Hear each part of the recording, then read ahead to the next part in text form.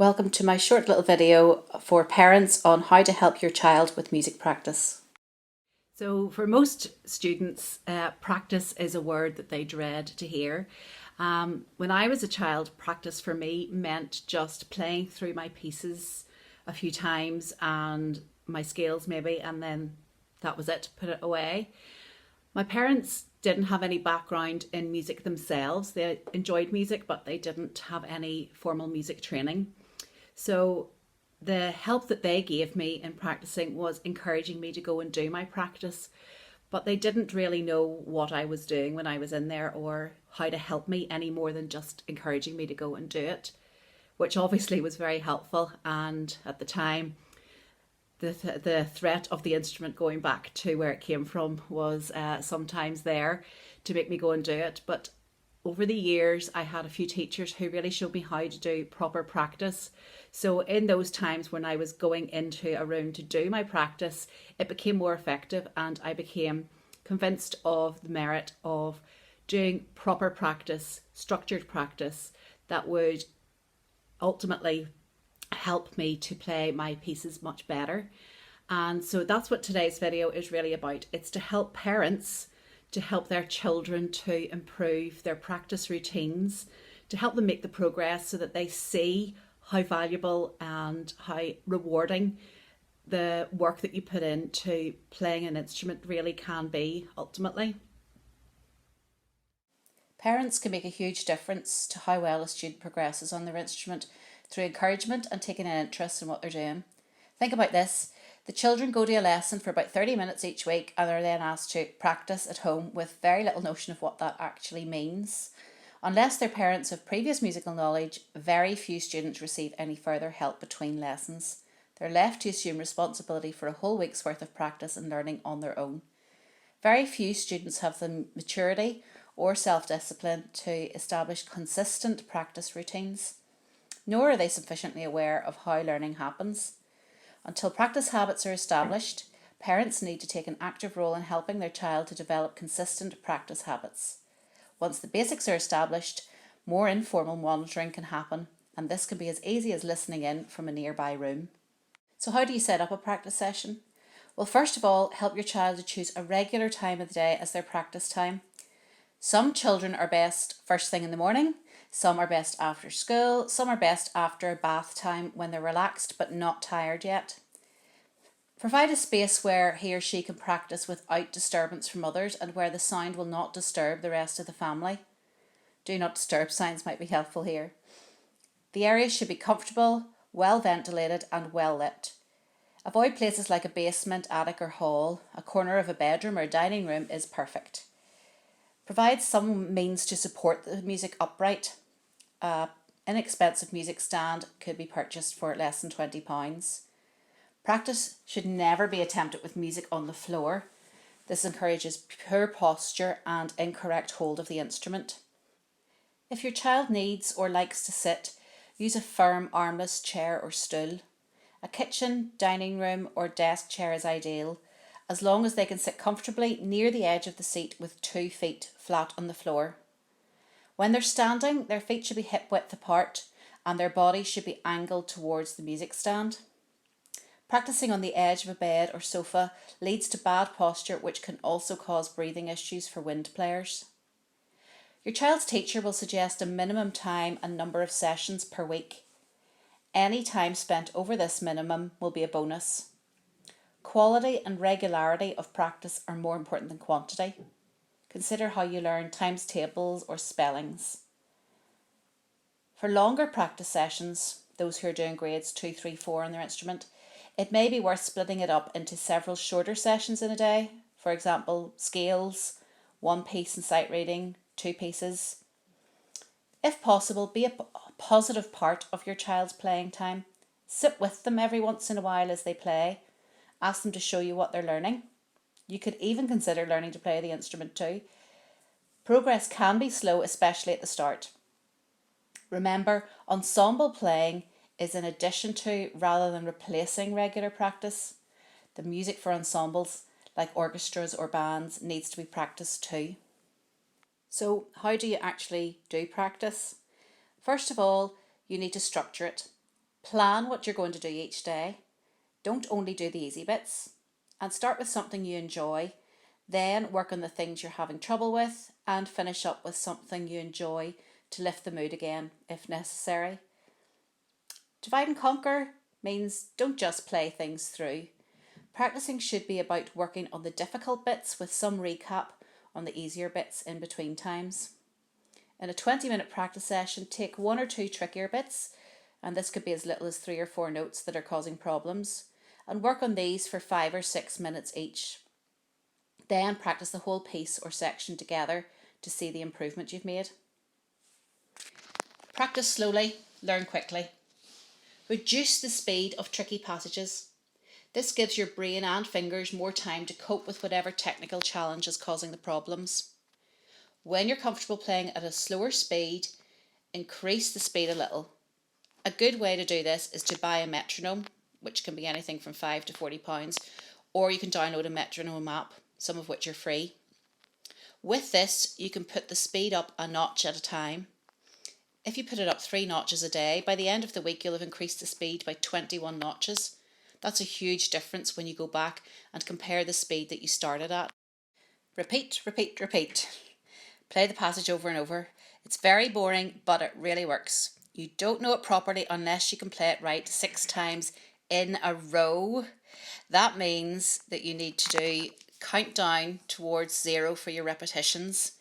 And if you make one mistake, you have to go right back to time number 6 again, counting down to 1. An incentive to get through this might be penny practice. So that's put 3 pennies on one side of your music stand, or sweets, or whatever you have to use. Each time you play it right, move a penny across to the other side. If you make a mistake, you have to move all the pennies back to the start. Once you get all 3 pennies to the other side, you can keep them. And this can be done with time tokens for a favourite activity as well. Variety is also the spice of life. Alternate between learning and reviewing. Don't spend the whole practice session doing tricky things. That's soul destroying for anyone. Mix it up by playing some more manageable exercises as a relief after doing something that's a little bit harder. If you hear your child playing through the same 2 or 3 exercises in every practice session, it's an indication that he or she is not challenging themselves or is avoiding new material for some reason. Instead of packing up your instrument after each day's practice session, leave it out all the time, as long as it's somewhere safe. Out of sight, out of mind, in sight, in mind. This way it's like a toy, it's easy to pick up and enjoy whenever you see it. Here's some more fun ways to do your practice. Silly songs mean just invent and sing some silly words to your piece that just give it a little bit of character and a bit of fun to it. Role play is to play the piece as if you were a character from a book or a TV programme or a movie. You could play it as if you were Doctor Who, Harry Potter, Tracy Beaker, Mickey Mouse, Horrid Henry, Cinderella. The list is endless. See how many different ways you can do it. Who's afraid of the dark? Try playing your piece blindfolded or in a dark room. You'll only have the senses of touch and hearing to guide you through what you're doing, and it'll really heighten your listening skills. Funny dip. Have some cards describing how to play a piece. Try 1 or 2 of them each day. For example, as slow as a snail, as fast as a cheetah, as loud as an elephant, as smooth as an eel, as spiky as a hedgehog. Scale dip. Put the names of all your scales on pieces of paper and scrunch them up into a bowl. Take out 2 or 3 each day to practice so you're not always doing the same scales. You might even want to have 2 bowls, one of easy scales and one of hard scales. Do 1 easy one and 2 hard ones every day. What about scale rhythms then? Well, instead of always practicing your scales to notes of equal length, try doing them to different rhythms. When you go back to the straight rhythm, it'll seem so easy. Let me show you. So here is the fish and chips rhythm on my scale. Fish and chips, fish and chips, fish and chips, fish and chips, fish and chips. Then pizza and chips, pizza and chips, pizza and chips, pizza and chips, pizza and... Then we've got Doctor Who, Doctor Who. So it's a dotted rhythm. Doctor Who, Doctor Who, Doctor Who, Doctor Who.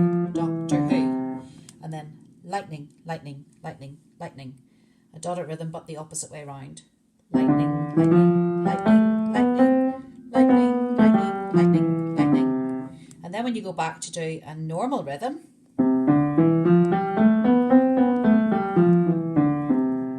it just seems so much easier. Encouragement and praise are really important. Jokes about wailing cats and so on can be really off-putting, especially for younger players.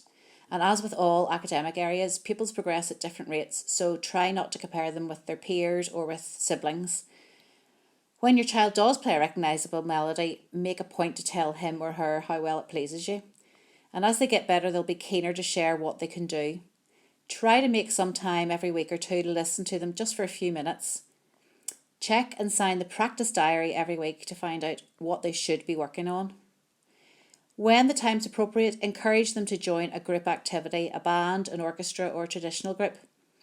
That'll help them to learn a lot more about their instrument, develop some more all-round musicality, helps them with sight reading music, encourages them to listen and play in tune and in time with others. It improves stamina and performance skills, and one of the most important ones of all, it creates new friendships. I don't know how many of my friends I have made through playing music with them over the years. When it's possible, try taking them to some concerts. The Ulster Orchestra runs concerts for a lot of the year, and lots of other places do. You can even get free tickets for some concerts if you keep your eye on what's coming up in the near future. Use your own music collection and the internet to provide opportunities to listen to a variety of musical styles. Don't just listen to the instrument that they play, listen to other ones as well. Watching professional musicians play their instrument on YouTube can be really inspiring, and it's free. Encourage them to take advantage of any performance opportunities that come their way. That could be assemblies, concerts, music festivals, or any opportunity you can see. You could also arrange concert time at home, and this can involve all members of the family, whether they're playing an instrument or not. Even parents, you could do something at the concert time too. If they're reluctant, don't force a child to perform for visiting friends or relatives. Performance should push your comfort zone, but it should still remain comfortable. Your child's tutor will recommend them for an exam when they feel the time is right. If a child is pushed into an exam too early, it can be a negative experience. There are a wealth of music accessories and gifts available in music shops and online. And when it's appropriate, try buying some music-themed treats for milestones or birthdays. If your child's violin, viola, cello, guitar, flute, whatever, is out of tune or needs some kind of fixing, bring it into school and I will tune it whenever I can in between lessons. You can also download some free tuning apps if you feel comfortable enough to have a go yourself. Just watch the needle on the screen and that'll help you with that. There are always peaks and valleys in the learning process. You and your child should expect times of discouragement. Accept them for what they are and focus on the positive fact that they are learning to make music. Everything takes time and effort, and it's the same for most things in life. But positive attention is a great motivator. Hopefully this video has been some help to you and you'll be able to encourage your child with their music learning in the future.